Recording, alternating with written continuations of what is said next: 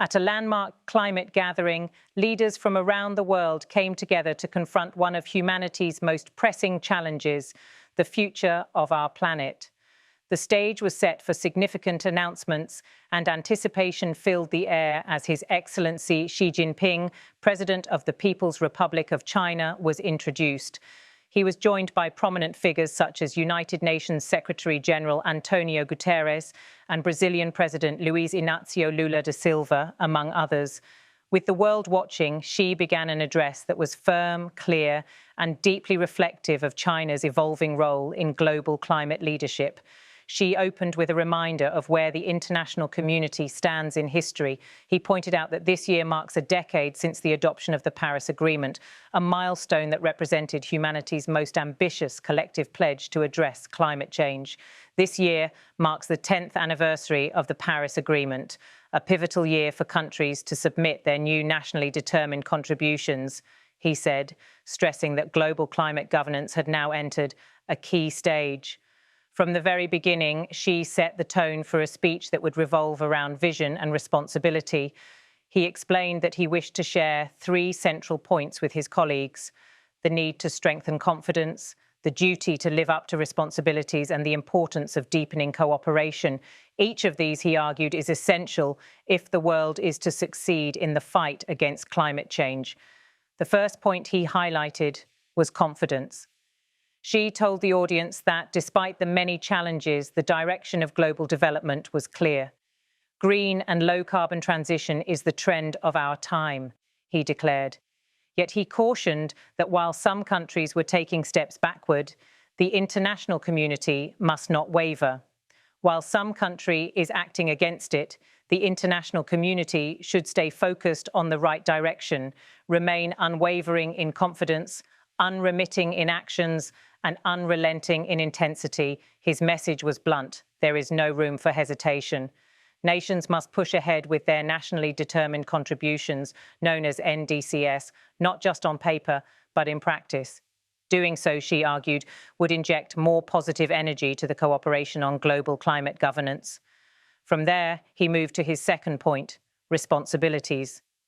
Xi underscored a principle that has long been central to China's position in climate talks: fairness and equity. He made it clear that developing nations must not be left behind or unfairly burdened.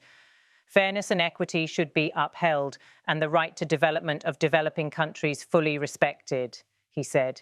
He added that the transition should serve to narrow rather than widen the North-South gap.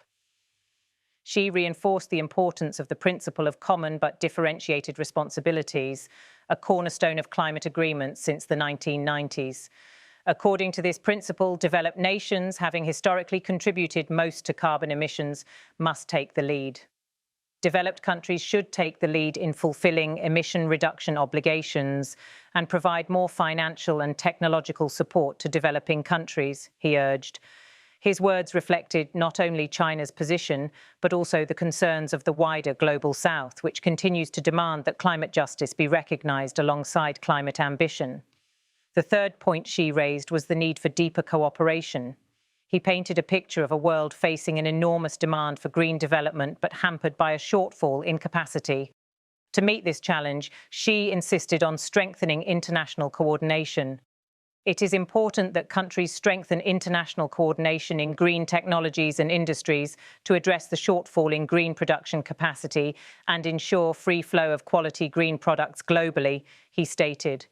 Only then, he said, could the benefits of green development reach all corners of the world. By highlighting cooperation in industries and technologies, Xi placed China's strategy in the spotlight. The message was unmistakable. Global collaboration, not fragmentation, is the key to building a sustainable future. After laying out these three guiding principles, Xi turned to the heart of his address, the announcement of China's new climate targets. The room grew quiet as he detailed the commitments his country was now prepared to undertake, pledges that would define China's climate trajectory in the decades ahead. China will, by 2035, reduce economy-wide net greenhouse gas emissions by 7% to 10% from peak levels, striving to do better, he declared. He went further, promising that the share of non-fossil fuels in China's total energy consumption would rise to over 30%. To make this a reality, Xi announced a dramatic expansion of renewable energy. China would expand the installed capacity of wind and solar power to over 6 times the 2020 levels, striving to bring the total to 3,600 gigawatt. His pledges extended beyond energy production. Xi committed to scale up the total forest stock volume to over 24 billion cubic meters, underscoring the role of forests as carbon sinks. He also highlighted a revolution in transportation, declaring that new energy vehicles will become the mainstream in the sales of new vehicles. This transition would be supported by an expanded national carbon emissions trading market, which he said would cover major high-emission sectors and contribute to basically establish a climate-adaptive society. These were not vague aspirations, but concrete targets. Xi stressed that these targets represent China's best efforts based on the requirements of the Paris Agreement. He admitted that meeting them would be difficult. Meeting these targets requires both painstaking efforts by China itself and a supportive and open international environment, he said. But he also expressed confidence. We have the resolve and confidence to deliver on our commitments.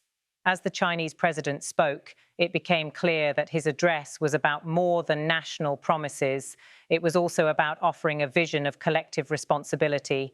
He reminded his audience that great visions require concrete actions and warned that climate response is both an urgent yet long-term task.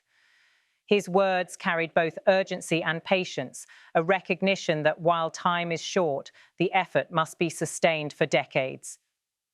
Let's all step up our actions to realize the beautiful vision of harmony between man and nature and preserve planet Earth, the place we call home, he urged. This call to action was not cloaked in rhetoric alone. It was a challenge to his fellow leaders to match ambition with delivery.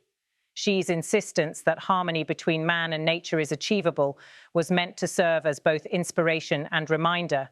The stakes could not be higher. The significance of his announcements lies not just in the numbers, but in their timing. The 10th anniversary of the Paris Agreement is more than symbolic. It is a test of credibility, whether the commitments made a decade ago are being honored or ignored. Xi's speech sought to demonstrate that China is not only willing to shoulder its share, but is also urging others to step up. Observers noted that his references to fairness and cooperation echoed long-standing divides in international climate politics. Developing countries, often the most vulnerable to climate change, have argued that they cannot be expected to sacrifice growth without adequate support. By explicitly stating that developed nations must take the lead and provide resources, Xi placed pressure on wealthier countries to fulfill their promises. At the same time, his announcements on renewable energy and green vehicles showcased China's ambition to lead in the industries of the future. When Xi concluded with a simple thank you, the session transitioned seamlessly. The moderator acknowledged the weight of the address and said, "I thank the President of China for his statement and now welcome Her Excellency Ursula von der Leyen, President of the European Commission, to come to the podium." The baton was passed, but Xi's words continued to echo in the hall. For those listening, the message was clear. China sees itself not just as a participant, but as a central player in shaping the next chapter of climate action. The targets announced were ambitious, the principles laid out were consistent, and the appeal for cooperation was urgent. The broader question, however, remains, will the rest of the world respond in kind? Xi Jinping made it clear that China is ready to do its part, but he also signaled that success depends on collective effort.